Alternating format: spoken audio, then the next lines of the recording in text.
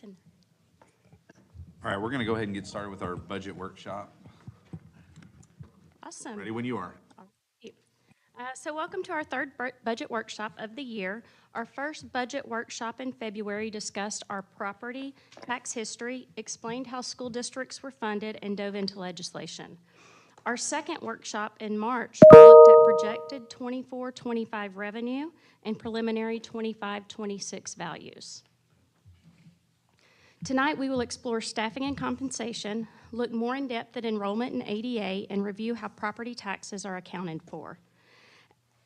As the 89th legislature is in session and we will not receive preliminary tax values until April 30th, we will not review potential tax rates and the effect on the general fund or debt service fund budget until our fourth budget workshop in May. At this time in May, I will also ask the board to set a date for the public hearing to discuss the budget and the proposed tax rate. We will receive certified values from the Harris Central Appraisal District at the end of July or August, with the tax rate adoption needing to occur within 60 days of that date in September or October.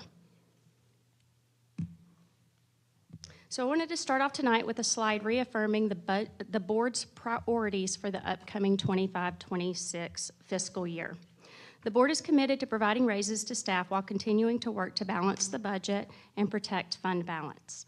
While the district made many cuts during 23 and 24, and then in 24-25, there is still work to be done. But our team continues to meet regularly to review costs and efficiencies while prioritizing instruction and safety. So we will begin with staffing and compensation. A snapshot of all salary increases since 2012-2013 is shown here. In 10 of the last 13 years, the board has provided at least a 3% raise. Even in the 2 years where economic times were most difficult, the board ensured a longevity stipend was paid and looked for other ways to show employees appreciation. Last year, we were able to reduce almost everyone's work calendars by 3 days while not reducing anyone's annual compensation. While we would like to approve a compensation plan as soon as possible, there are a couple of items that are holding up this adoption for 25-26. The district utilizes compensation services provided by the Texas Association of School Boards on an annual basis. TASB collects data from more than 140 job titles from school districts, charter schools, and regional educational service centers across the state and uses this along with the external job market for comparison to our compensation plan. The results of these analytics and recommendations are due back to us in June 2025. While we always try to get these back earlier, they're scheduled out with a lot of districts, and it's hard to kind of get that moved up because they're scheduled at least a year out in advance. As we were unable to provide a salary increase last year, the information provided by this year's recommendation is vital and will provide valuable market data from surrounding and peer school districts. During the 86th legislative session in 2019, HB 3 was enacted, mandating that any time there was an increase to the basic allotment, 30% of that increase must be used to increase the salaries of full-time employees other than administrators. The Texas legislature is working on a couple of bills currently that would affect school funding and teacher pay. Since one of these increases the basic allotment, districts have been advised to wait for final legislation after all changes have been made.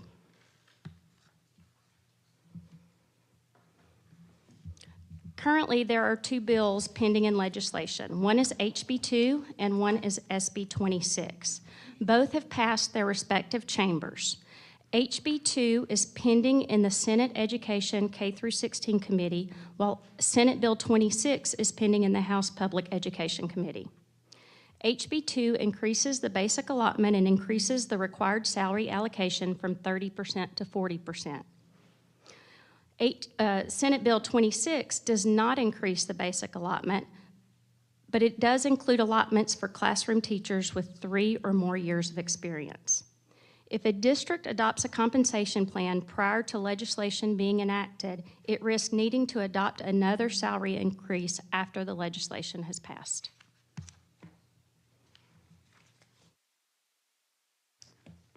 All staffing requests are discussed and prioritized. We consider student-to-staff ratios, various mandates, performance gaps, and financial implications. I've listed here a few of the positions that have been requested and are under consideration. As our special services population increases, so does our need for the proper staff to service them. Ms. Bailey and Ms. Morrison will discuss these positions later during an information item. Our incoming 5th grade bilingual class has increased to the level that another teacher is needed to keep the ratio at an acceptable level. And then the high school digital media teacher and half computer science teacher is being requested to meet the rising interest in those programs.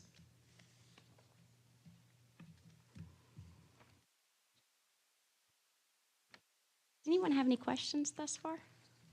Okay. We've talked several times about the state determining a portion of funding based on attendance. However, we look at enrollment when budgeting as school districts plan and budget based on the number of kids enrolled. We must be prepared to educate every child every day, even if that child is absent. Our average daily attendance percentage has consistently increased for the past several years. From a financial standpoint, this is a significant portion of how districts are funded from the state. From an educational standpoint, regular school attendance is crucial for academic success and social and emotional development. While we will be looking at enrollment for the remainder of our discussion tonight, I will build our final 25-26 budget based on the ADA percentage during the final budget projections. And for anyone who cannot see that, it went from 92.7 in 21-22, and we are currently sitting at 94.2%. And that is year to date. Listed here are the enrollment numbers over the past 8 years as reported to TEA on the fall snapshot date, also known as the last Friday in October. While it appears we may be decreasing in enrollment, the trend line shows an increase throughout the past several years.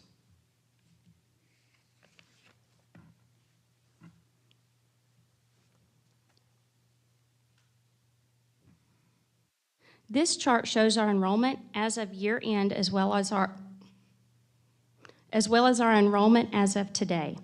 There has been an increase from both the snapshot date from the previous slide and last year's enrollment at year end.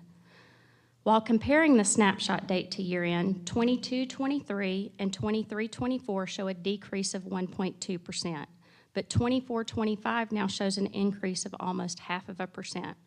This increase is similar to the 21-22 school year that we previously saw.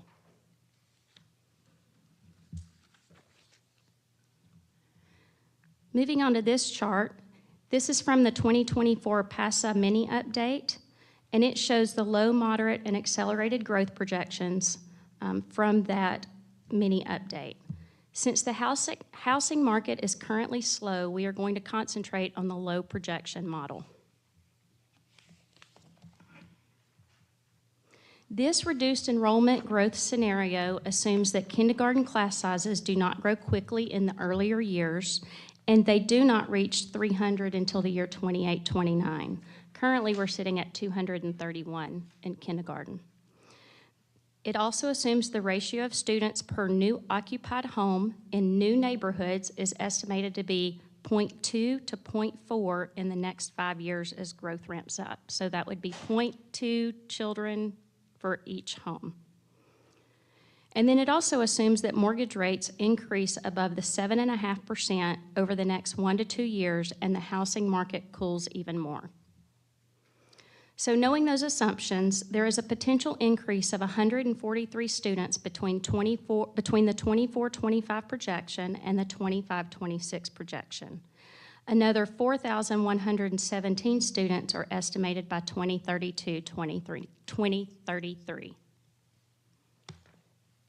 And now I'm bringing all of those charts together on this slide, combining the low growth projections with the actuals we have seen this year and our snapshot data. The difference between today's actual enrollment and the 25-26 projection is 197 students. So a decision point in calculating the next year's budget is how many students, if any, to build into our 25-26 budget scenario. Current legislation is $6,160 per student per average daily attendance for each student.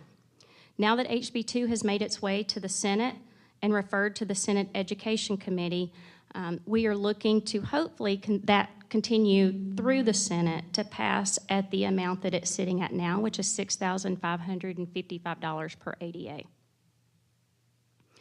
Lots of changes could still occur, though, as it moves through the Senate, including no change to the basic allotment or even a decrease to the proposed allotment.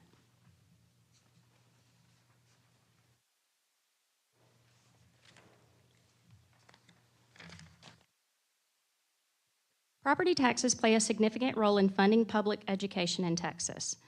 The state's unique school finance system relies heavily on local property taxes to support K-12 public schools.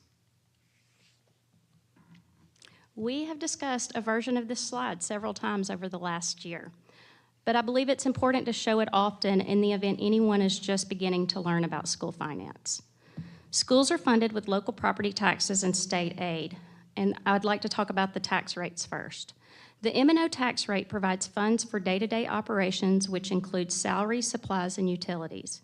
State aid is also received to help fund those daily operations.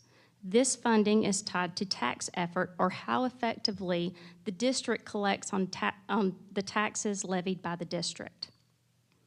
The INS rate provides funds for payments on the debt that finances a district's construction and renovation. Current law allows for state aid as well, and that's a new little spot that you're going to see on this slide. Of the state aid available for districts, Huffman ISD currently receives the additional state aid for homestead exemption, or sometimes you'll hear me refer to it as Asahi. Lately, a few questions have been asked about how tax revenue and state aid is accounted for in the district's financials. The state aid, known as Foundation School Program, and the Available School Fund and the M&O tax revenue are all deposited to the general fund. The Asahi state aid and the INS tax revenue are deposited to an account known as the Debt Service Fund. This fund may only be used to pay off bond indebtedness. The bonds must be voter approved, and the tax rate may only be used to pay for this debt.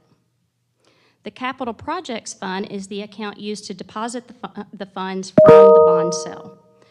All payments related to facilities constructions and renovations as approved by the voters are paid from this fund. This account will decrease as projects are completed and paid.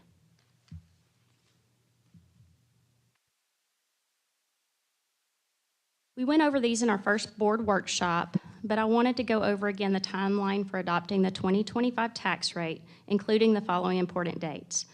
Unfortunately, we were unable to get the preliminary values from HCAD. I did reach out, and they said they would not have them to us until April 30th. So I will have those on Wednesday. And we will make that one of the main focuses of our May board meeting, is walking through all of that.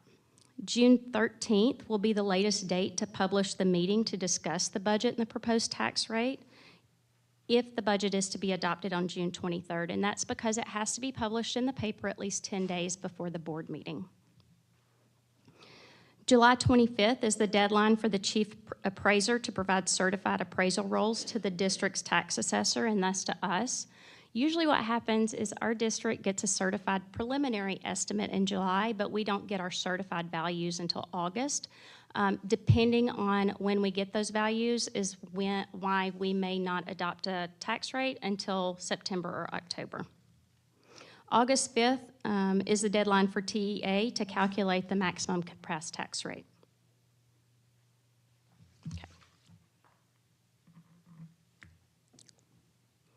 The last 3 budget workshops have all been created as an educational tool as we await final legislation and preliminary property values. We have many steps left to complete the budget and another budget workshop scheduled in May. Again, the May workshop will review the draft budget and review budgeting assumptions and parameters for any change. The board may also schedule another budget workshop if needed. I will also ask the board at that time to set a date for the public hearing. And then I have all of the additional things that we just went over a few minutes ago. So with that, are there any questions or additional items that I can bring back to you? I don't have anything. I know that we are waiting on a lot of data, and I get it, so I appreciate, I don't know how you do it, where you have to redo your work over and over again. My pleasure. I know that, there's been some subcommittee meetings, and you put a lot of hours in, so, look forward to the next one and hopefully some more solid data. Thank you. I also wanted to mention that we're posting the presentation slides for all of the budget workshops on our district website under the Business and Finance Department webpage. So if anybody wants a copy of this one or any of the prior documents, they are posted there, and this one will be there by the end of this week. Thank you.